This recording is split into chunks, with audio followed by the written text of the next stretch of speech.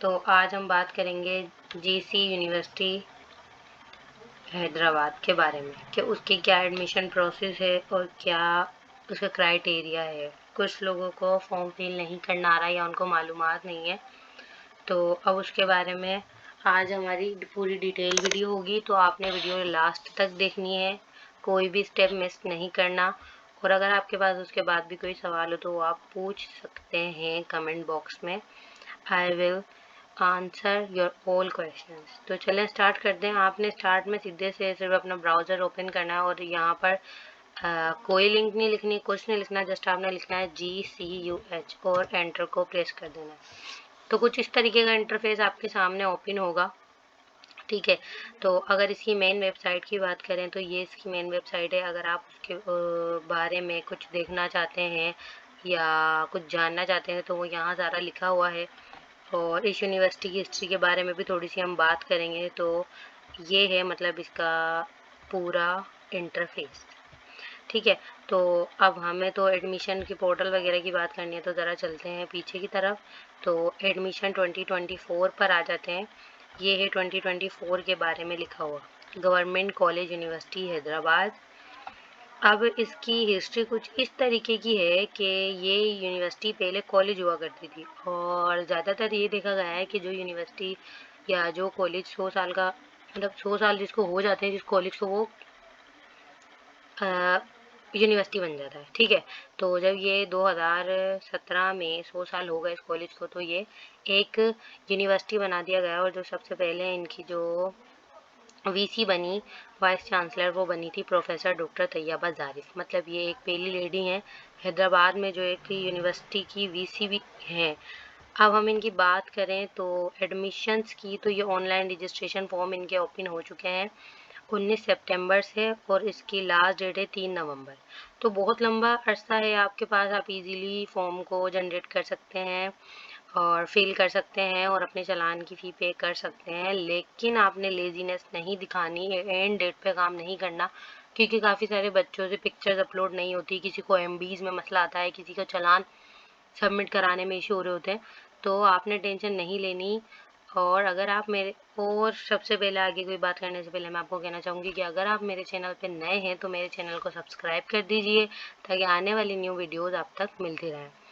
और कुछ दिनों बाद मैं टेस्ट की तैयारी के लिए भी वीडियोज़ अपलोड करूँगी। अब जो इसका एंट्री टेस्ट होगा वो होगा 19 नवंबर को, ठीक है। अब आप इजीली यहाँ पर अपनी रजिस्ट्रेशन ऑनलाइन करवा सकते हैं। कोई आपको यूनिवर्सिटी नहीं जाना, कहीं इधर उधर धक्के नहीं खाने। अगर हम इनकी अंडर ग्रेजुएट प्रोग्राम्स की बात करें जो ये ऑफ़र कर रहे हैं, वो है बीएस बॉटनी। और सबसे अच्छी बात मैं आपको बताती चलूँगी, कुछ डिपार्टमेंट्स अब ऐसे भी हैं जो सिर्फ मॉर्निंग तक नहीं रहे, अब वो आफ्टरनून में भी आ चुके हैं। वो कौन कौन से हैं वो भी बात करते हैं, और कौन कौन से अब इन्होंने न्यू अपडेट करे हैं वो भी। पहले इनके पास सिर्फ 10 डिपार्टमेंट होते थे, लेकिन अब ज़्यादा हैं। कौन कौन से हैं वो देखते हैं। बीएस बॉटनी, बिजनेस एडमिनिस्ट्रेशन, देखें ये दोनों में है, मॉर्निंग एंड आफ्टरनून दोनों। BS chemistry, BS biochemistry, BS microbiology, BS biotechnology biotechnology BS computer science. ये जो कंप्यूटर साइंस है और बीबीए है, ये आफ्टरनून में भी है अब। ये लेकिन सेल्फ वालों के लिए है, मतलब कि आफ्टरनून में जो भी प्रोग्राम्स होंगे वो सेल्फ पर होंगे।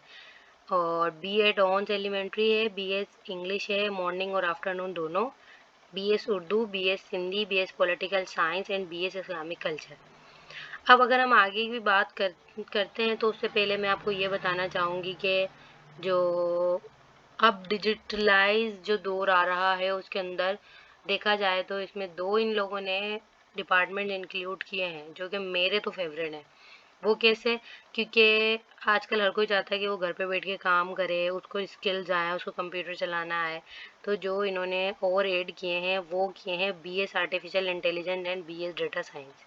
तो ये बहुत अच्छी बात है कि ये मॉर्निंग में भी और आफ्टरनून में भी। बाकी बीएस इंफॉर्मेशन टेक्नोलॉजी जिसको आईटी कहते हैं, वो भी मॉर्निंग एंड आफ्टरनून दोनों में है। बीएस मैथमेटिक्स है, बीएस फिजिक्स है एंड बीएस जूलॉजी है।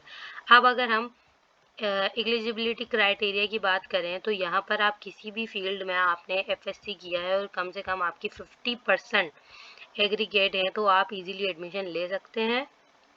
और प्री मेडिकल है, प्री इंजीनियरिंग है, जनरल साइंस है, कॉमर्स है, होम इकोनॉमिक्स है, ह्यूमैनिटीज है या एग्जामिनेशन है, जिसमें भी है आप इजीली अपना इनरोल हो सकते हैं, लेकिन लास्ट डेट से पहले पहले 3 नवंबर इनकी आखिरी तारीख है।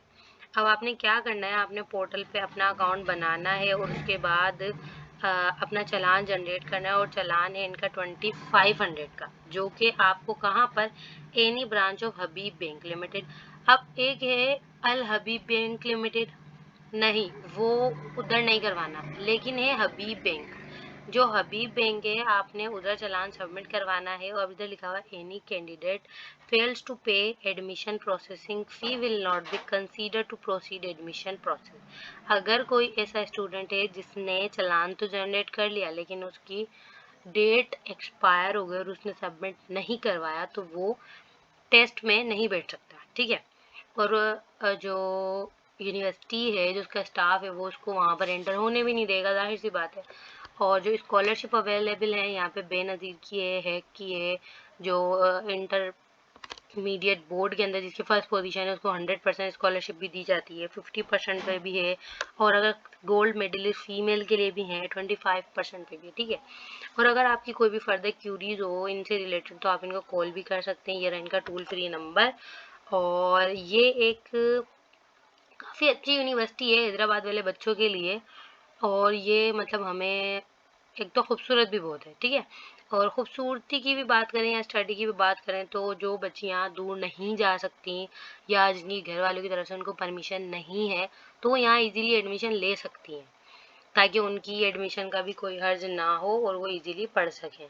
तो मेरी आने वाली वीडियोस भी होंगी, और भी गाइडलाइन आपको मैं दूंगी, टेस्ट की तैयारी भी करवाऊंगी, तो आप लोगों से रिक्वेस्ट है कि आप मेरा चैनल सब्सक्राइब कर दें। Thank you so much.